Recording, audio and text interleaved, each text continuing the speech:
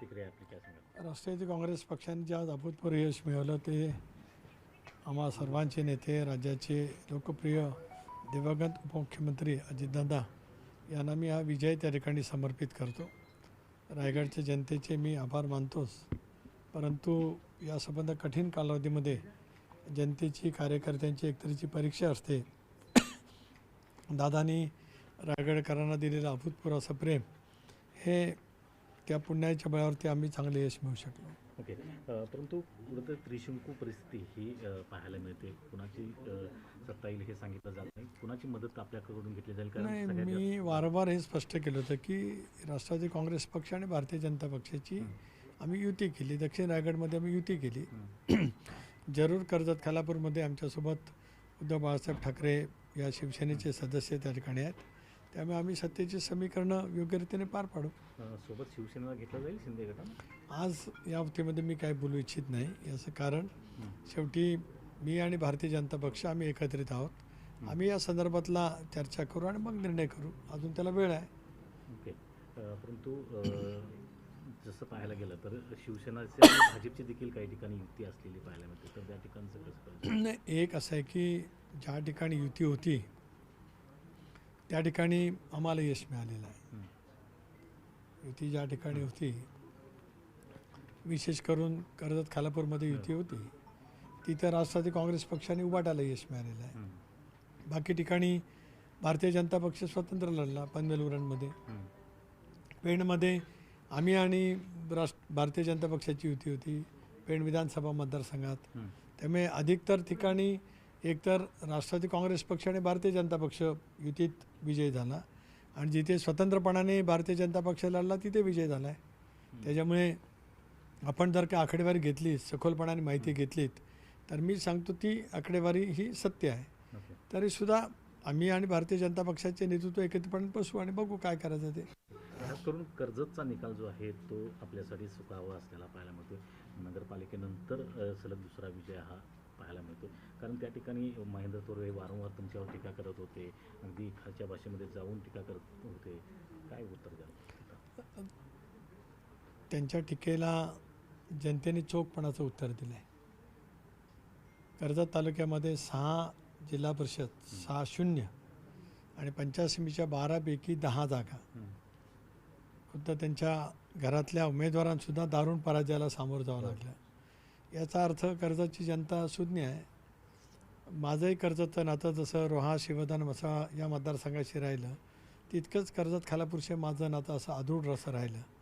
त्याच्यामुळे मी स्वतःला फार मोठा मानत नाही, परंतु अशी टीका जनतेला आवडत नसते. आता तरी जनतेने दिलेल्या लोकशाहीच्या माध्यमातून जे काही चोख उत्तर दिलं आहे त्याच्यापासून काही माणसं शहाणे होतील असा विश्वास वाटतो.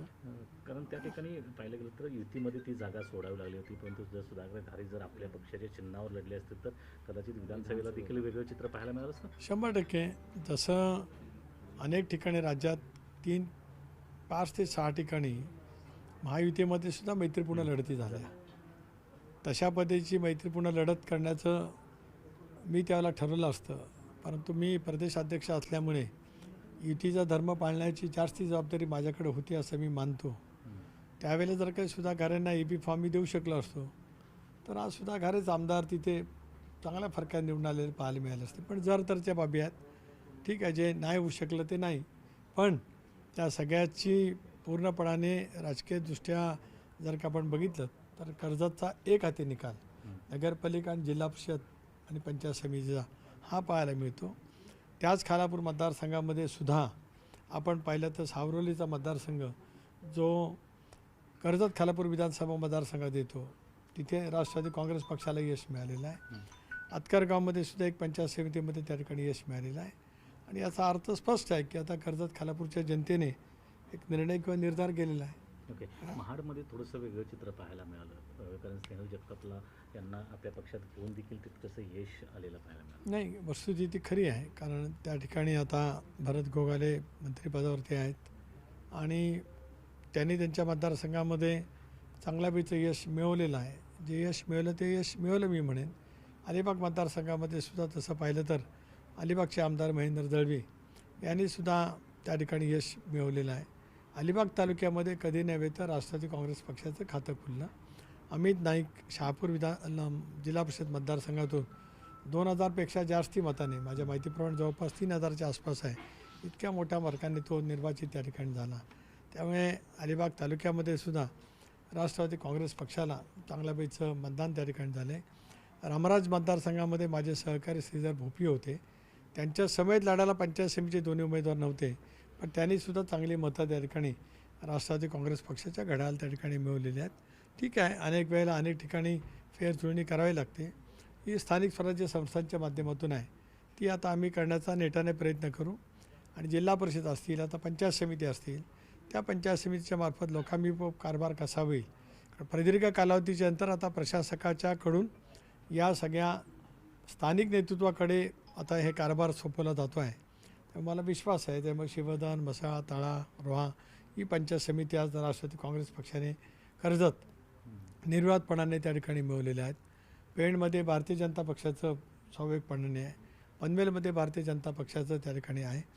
खालापूर सुधागड तालुक्यामध्ये सुद्धा राष्ट्रवादी काँग्रेस पक्षाची एक जागा ही पंचायत समितीवरती त्या ठिकाणी निर्वाचित झालेली आहे. त्यामुळे एक चांगल्यापैकीचं यश या जिल्ह्यामध्ये मिळवण्यामध्ये आम्ही यशस्वी झालो.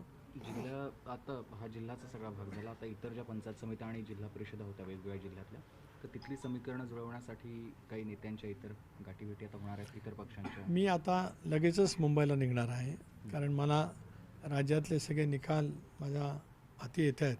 काही निकाल संध्याकाळपर्यंत हाती येतील.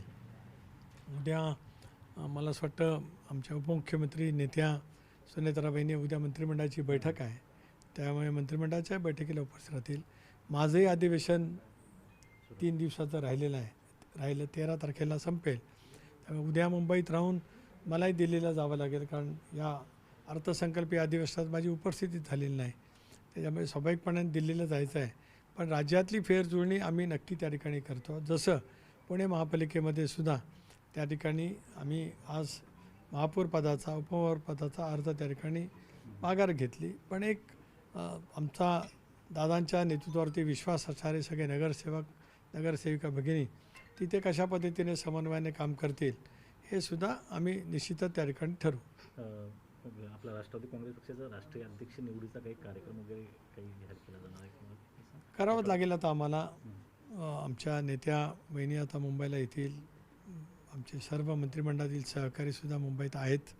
जरूर आता बहिणींच्या जवळ या संदर्भातली चर्चा होईल आणि आम्ही लवकरात लवकर त्या संदर्भातली, कारण आम्हाला जे काही प्रक्रिया करायची असते राष्ट्रवादी काँग्रेस पक्षाच्या घटनेमध्ये, त्याच्या अनुषंगाने आम्ही तातडीने प्रक्रिया नक्कीच त्या ठिकाणी करू. ओके. त्याचबरोबर महाडमध्ये विकास गोगले यांच्या विरोधात जे मागच्या नगरपालिका निवडणुकीमध्ये आरोप झाले होते, त्यानंतर हायकोर्टाने देखील त्यांना शरण येण्यास सांगितलं गेलं होतं. आता ते निवडून आल्यानंतर ते म्हणत आहेत की विकास गोगले यांना चॅलेंज करण्याला अजून जन्माला आलं नाही. आता कोणी काय बोलावं, प्रत्येकाचा अधिकार आहे.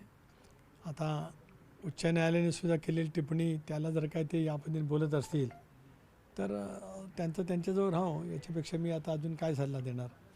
फार उर्मटपणा, फार म्हणजे ज्याला आपण ग्रामीण भाषामध्ये अहंकार म्हणतो, तो फार बाळगणं कधी योग्य नसतं. कारण गीतेमध्ये लिहिलेला आहे, अहंकाराचा वारा न लाग माझ्या चित्ता. याचा अर्थ अहंकार आपल्याला मनाला स्पर्श करून जाऊ नये. गेले 45 वर्ष माझ्या जीवनामध्ये वावरत असताना अहंकाराविषयीच मला कधी शिवला नाही. त्यामुळे निवडणुकीमध्ये कमी अधिक होतं, यश मिळतं, काही वेळेला अपयश मिळतं. यशही पचवावं लागतं आणि अपयशही पचवावं लागतं. आणि या दोन गोष्टीचा समन्वय केल्याच्या नंतर मग निवडणुकीतले निकाल, जसं आता मी 2024ला 83,000 मतांनी निवडून आलो, पण मी मनात कधी अहंकार बाळगला नाही. 19ला मी 33,000 मताधिक्याने आलो. आदितीसुद्धा जवळपास 80,000च्या मताधिक्याने निवडून आले विधानसभेला. त्या मतदारसंघातलं तर ते सर्वाधिक यश होतं. सध्या बॅरिस्टर अंतुले साहेब मुख्यमंत्री असताना 67,000 निवडून आले. त्याला मतदारांची पण संख्या कमी होती.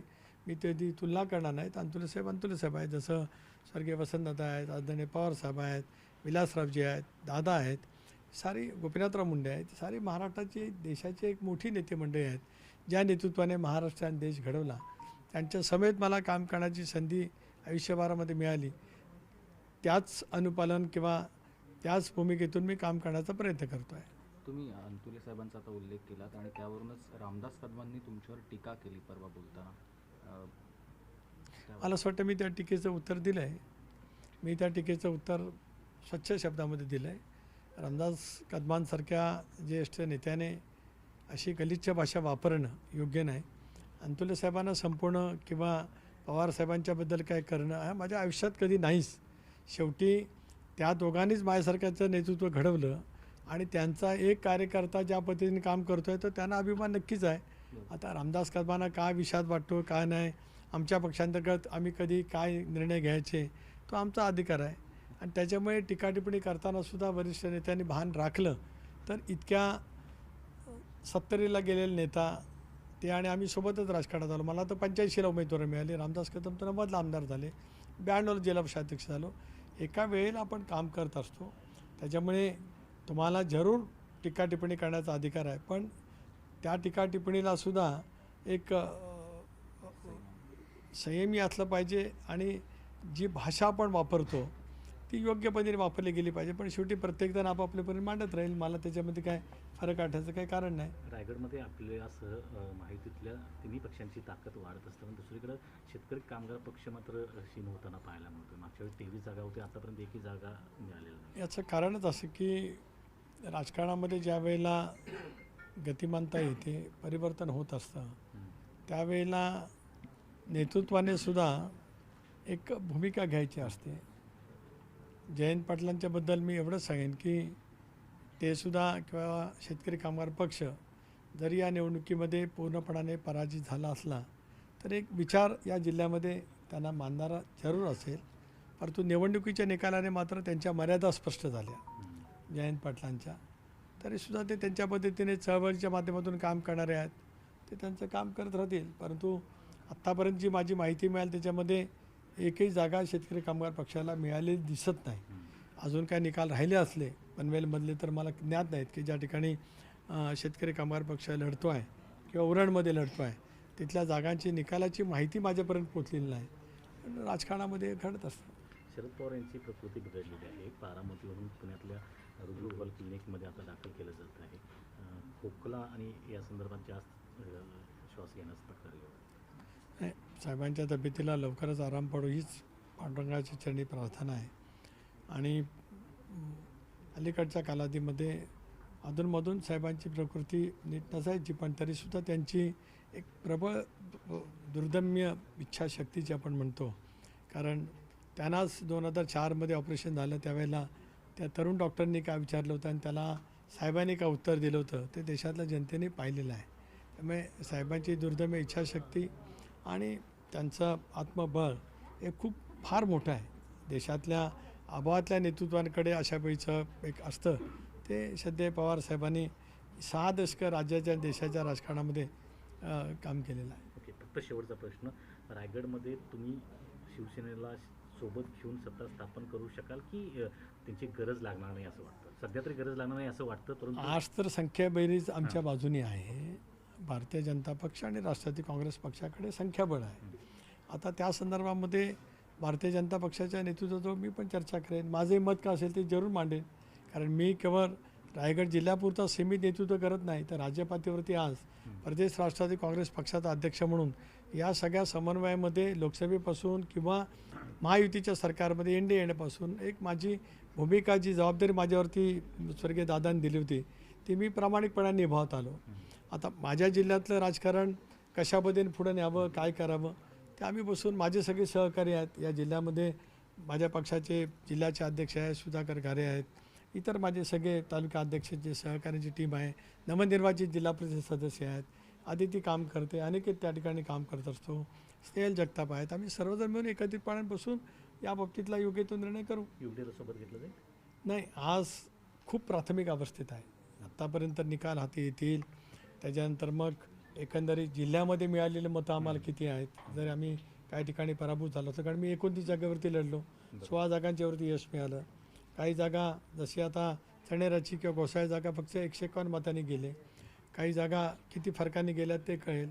एकदा तिचे पण मतांची आकडेवारी करणं उद्याच्यासाठी पक्षाच्यासाठी महत्त्वाचं असतं. त्या पद्धतीने काम करत राहू.